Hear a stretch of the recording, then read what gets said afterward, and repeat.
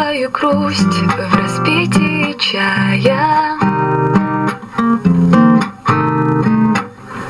Прочитает сотни книг, смысла не замечая. Черно-белый в объектив, он считает это стильно. Все желания притупив, он старается сильно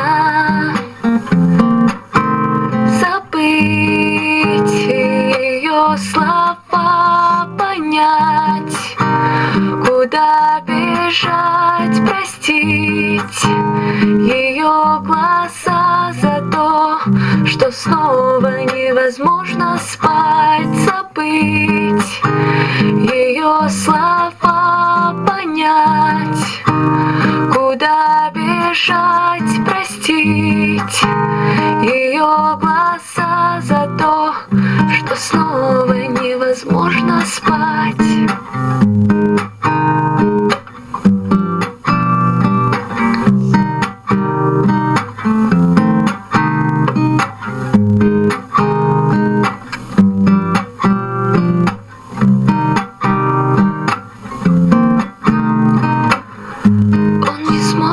Часы, в чай ром не помогает. Он считает до весны, ни секунды исчисляет. Может быть, случайность с ней, и может быть, она вернется.